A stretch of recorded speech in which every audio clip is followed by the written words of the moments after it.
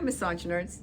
Today I want to do a face and scalp massage and show you some simple techniques that you can do to help relieve some stress and for also allergies. I know a lot of us have not had a massage on our face for a very long time, so it's really good for trigger points and things that you can do. And this is Cassie, by the way. She volunteered. My good friend. So I always start with my hands right at the occipital bone, and this you can, just kind of feel things there. See how loose it is or how tight it is. You can hold that, just for about 30 seconds. And it helps you ground and help your client too to relax and know that you're about to start. Another thing that you want to make sure is that your hands are clean. I know that a lot of you start with the prone position and you've already touched their feet and all that by the time you get to their face. So just make sure that if you're going to work the face, that your hands are clean. I like to start with a little bit of skin rolling or walking, walking on the face and skin rolling. Remember, you don't need any oil or lotion for the face because you have natural oils already. You can do a little bit of mashing right around the mandible and making sure to stay away from the parotid gland, which is closer to the earlobe. You don't want to put too much pressure here, but you do want to massage a little bit, around the masseter and the pterygoids, just circular motions on the chin. This is the petrissage. You can go all the way up. The sphenoid bone right here, you want to make sure and get this here. And the temporal. So you want to just do little circles. And then now for some effleurage, you want to start at the chin and up. Just very gentle. You don't have to do, a lot of rubbing. 3 is good. And also from the zygomatic arch out. This is an important one that you want to do. The zygomatic over the top and right under the zygomatic arch, okay? And then now you can start with some trigger points, right on the base of the nose on each side, and just gentle, especially for people that might have, sinus issues. This is very good for allergies, sinus problems, temporal and maxillary sinuses. We have 4 sinuses. And right here you feel a little dip and you want to get to the pterygoid muscle. So you want to ask your client to gently open their mouth, just gently, so your fingers can drop right into the lateral pterygoid. The lateral pterygoid is, almost the same as the masseter in shape. And they really are tight, especially for people that have clenching, their teeth, have been clenching their teeth. So you might want to get in there and do some trigger points to release some of that. And then again, you just move up, doing some trigger points. You also want to do some trigger points right here at the orbital, at the eyes, and moving out. This will massage also the, let me see. The occipital frontalis is the muscle that comes from the occiput and all the way to the front. It's the one that you raise your eyebrows with. So you want to make sure and massage this out too. You can do one eyebrow at a time or both, both sides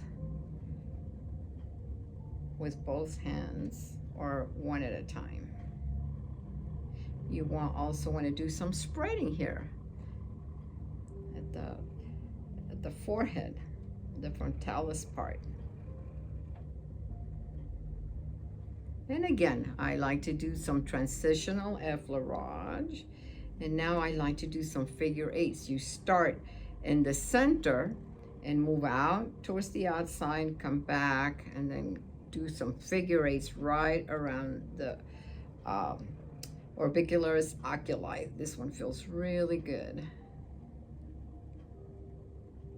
And like I said, you don't need any oil. People have a natural, oil on their skin. And again, you can just spread the forehead out. And then to finish, you can do just some relaxing effleurage and what I like to call the little kisses, the little star kisses, just a little bit of deportment.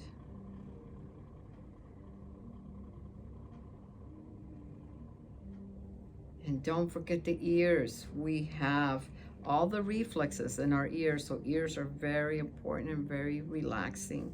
So you want to make sure that you can pull a little bit down, back, and also you have the reflex here to all the points in your body. And one of the main things that you want to stimulate is the vagus nerve. You can stimulate the vagus nerve, not in the actual ear, the little hole in your ear, but right above it, that fold, you can do circular motion, and this stimulates the vagus nerve. The vagus nerve is part of your parasympathetic system because the vagus nerve comes through here.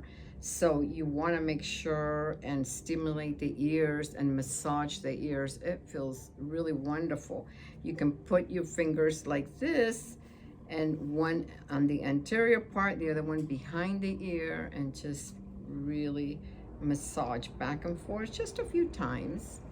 And now you can get to the scalp, which feels really relaxing. Like when you go get your hair done, that's the best part, when they shampoo my hair. So I think you guys like it too. And if you can, if the client can, you always want to ask if it's okay that you work their scalp, because I know I've had clients that sometimes come in during their lunch hour and they don't want you to mess with their hair. So always make sure and ask if it's okay to mess with your hair. And you can go in circular motion, get the temporalis. We have a lot of nerve endings, on our skull. So you want to do some along the occipital, and especially right here, the mastoid process where the SEM inserts, and the splenius capitis also inserts there. Remember, they're mirror image to each other. So they both insert right here at the mastoid process, and you want to make sure and get that. And just do some circular motion right there, and turn the head to the other side. And I know you won't be able to see too much, but I'll make this one quick. And also I like to go down the sagittal plane right here. I cross my fingers and I go down the sutures. This is what I'm doing. I'm going down the sutures right here on the mid-sagittal plane, on the cranium, and this will help loosen up some of those synarthrotic joints a little bit, or to give it a little bit more flexibility. But that's, and to end, I also like to go back and end with that occipital hold. And you can hold here again for another, minute or so, to really help your client relax. And it kind of reaches closure with them and letting them know that you're done. And of course, you don't talk through the whole thing because it's a lot more relaxing. And I like to start supine. So I like to start with a face, scalp, and shoulders and neck. But like I said, it doesn't matter where you start, just make sure that your hands are clean. And I hope that you like this, and until the next time, create a great day.